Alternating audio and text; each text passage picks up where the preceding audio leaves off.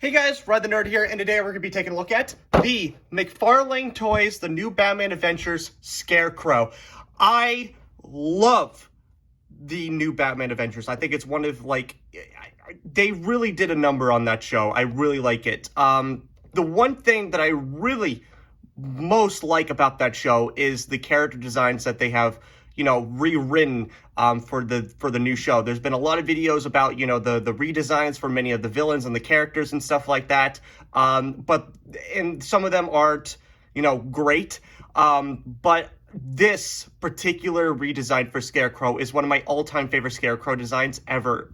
It is one of the coolest, creepiest, and just, complete switch up of what he was in the original animated series, where he was more of kind of like a goofball in a sense, where he just cared about revenge and didn't really care about anything else besides, creating fear just to get what he wanted for profit. But with this, complete switch up of Scarecrow along with his design, they completely changed how he actually worked in the show. He was more meticulous. He was more soft-spoken. He had a more edge to him that really did, create a lot of tension in the show as well. But enough to talk about Scarecrow design. We'll get more into that when we actually take a look at the figure. But let's take a look at the actual box itself. So right in the front here, you got the logo for the new Batman Adventures with a nice silhouette of Robin, Nightwing, and of course Batman. Very awesome.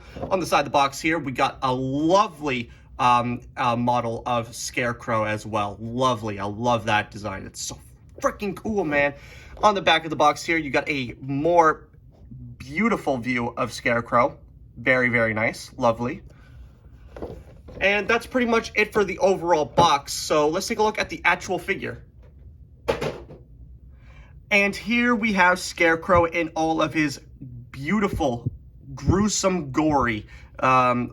It's awesome. I love this design so much.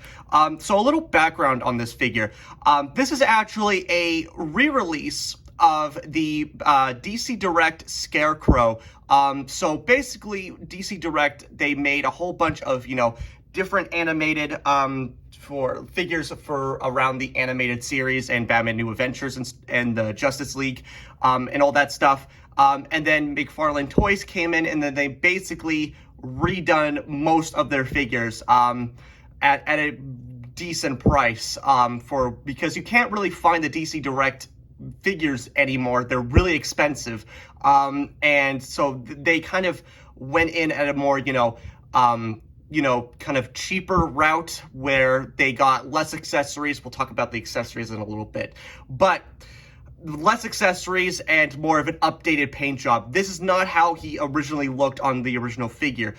They completely changed it. The overall, the coloration of the jacket, the undershirt, the noose, and the overall look of the figure as well. The original figure did have the kind of the shading around the face as well to give it more of how he looked in the show, where most of his face was covered. And personally, I think that they should have kept that, because I think seeing his full face and full view doesn't really give the overall creepy factor. I feel like having his face in shadow constantly, despite the lighting, would make the figure a lot more, animation accurate and a lot more effective in, portraying his overall character design. But I'm not saying that the face sculpt is better anyway. Anyway, it looks really, really nicely done. I really like it. If the camera can focus. No, the camera doesn't want to focus. Yeah, but it looks awesome. I really do like it.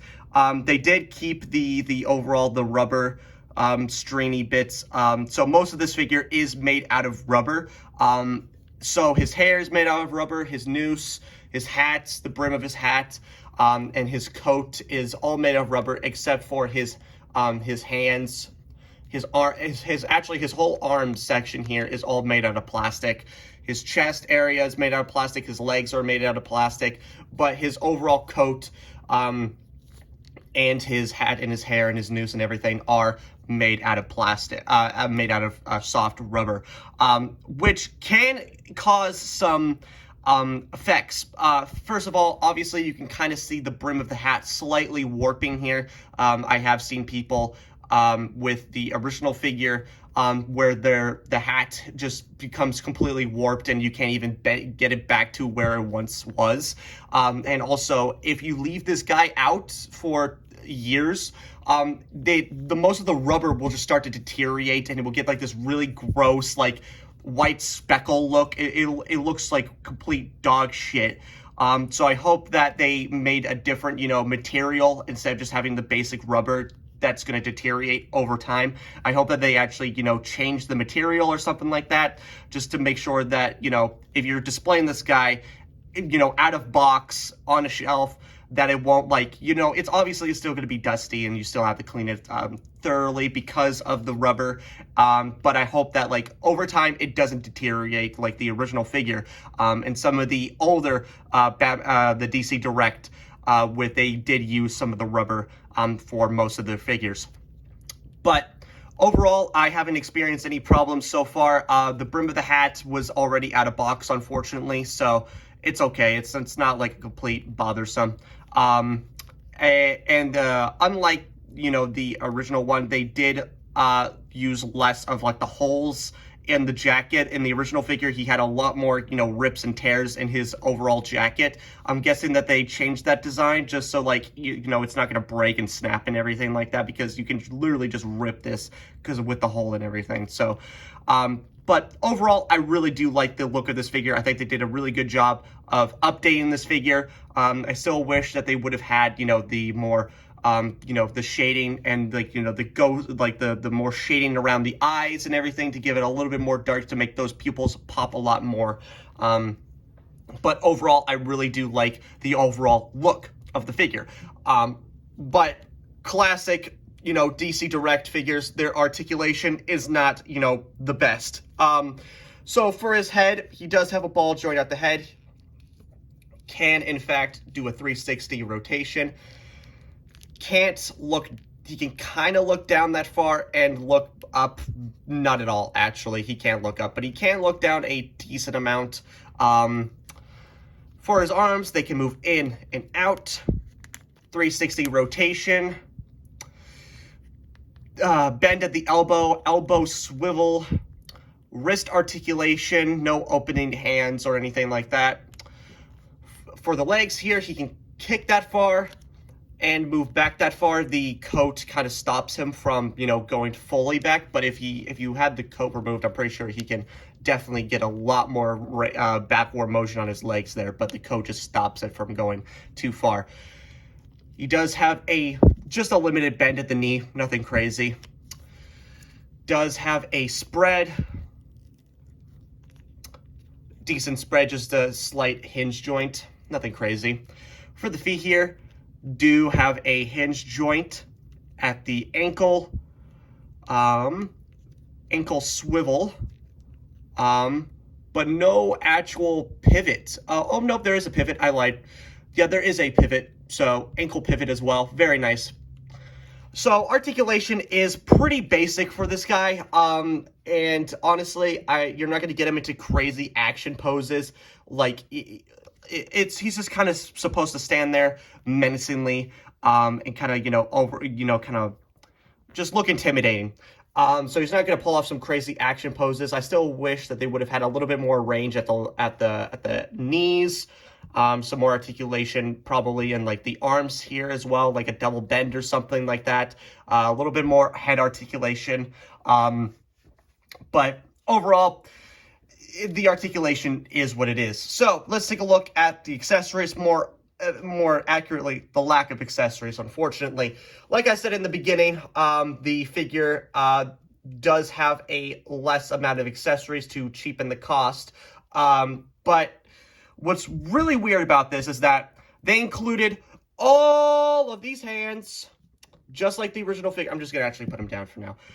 He comes with all these different interchangeable hands here, but no actual accessories for him to actually hold in these separate hands. The original figure, he had a gun, a fear canister, and of course his staff.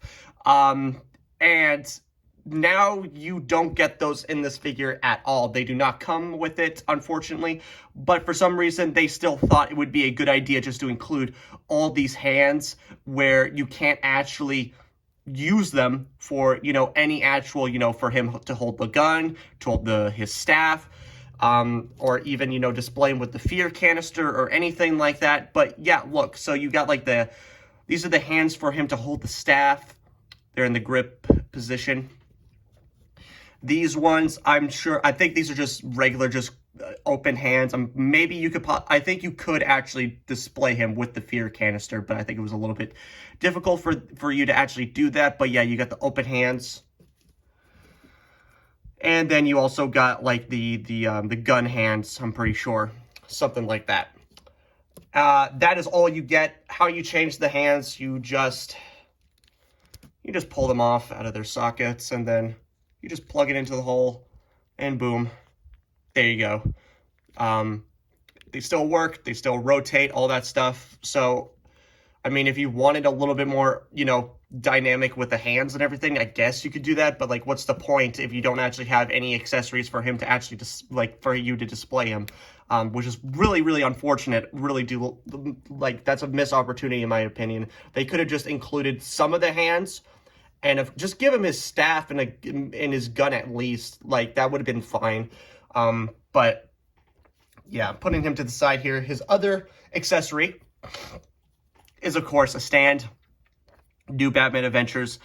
They do not include the actual, 2D model character sheet on the base anymore. For some reason, that was like one of my favorite aspects of the older figures. But now you just got the basic Batman Adventures logo. But what they did include, though, is this clip to actually display it. Instead of having, the clear stand where it only opens for like a small section, and the grip is like extremely loose, and it didn't even work as an actual stand. They actually made a completely new stand arm for this for the new figures, where you actually have a spring-loaded clip, which is very awesome, and you can slide it into the pole here.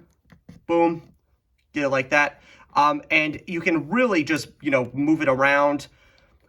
Open it up very wide, so you can just plug it around his waist there, and boom, now he can stand perfectly fine. And I know you guys have probably seen throughout the video that he can stand reasonably fine without the stand, but it is nice that they actually included the actual stand, like, not really so much the stand, but like just overall like the clip. I think that's a really nice touch.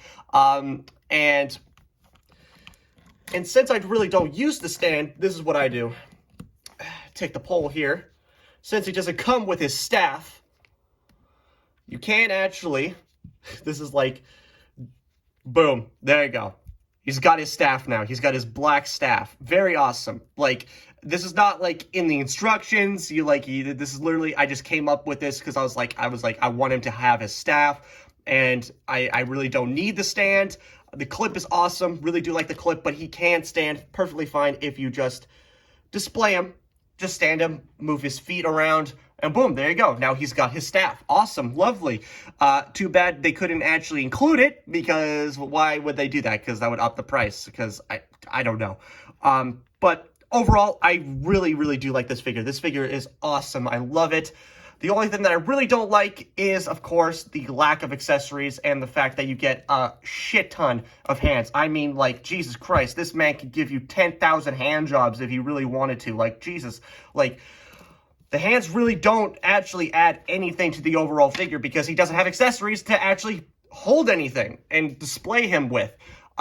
So that's why I kind of have to improvise with the actual stand pole for his staff.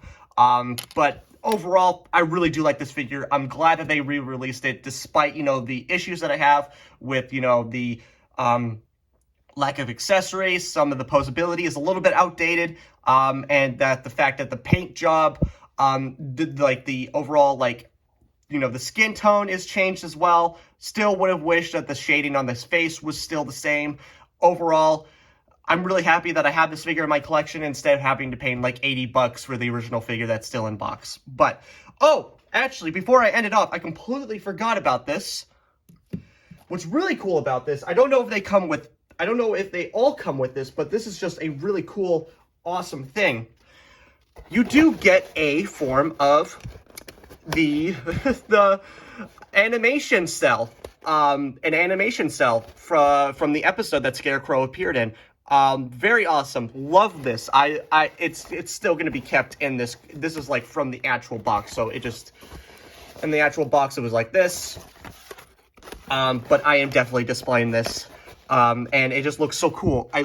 This is just a reproduction, obviously. It's not an original, but, like, it just looks so cool. I love this so much. And you can definitely see from the animation cell here, where you could definitely see the different characteristics, where his shirt is more brown instead of gray. His rope is a lot more, yellow. His skin is a lot more, less pale. And of course, you got the shading on his face that isn't there. But overall, it just looks so cool. I love this so much. I think that this is awesome. Really do like the overall color change on it, on the background. I know that's just attached on a piece of cardboard. But yeah, it looks really nice. So I'm going to keep this in the plastic and just display it on the shelf because I don't want this thing to get ruined because it's just so cool. I love this thing so much. So that's gonna do it for me, guys. I really hope you enjoy this video. Like, comment, subscribe. I don't care what you do because I know what time it is. So, bye, guys.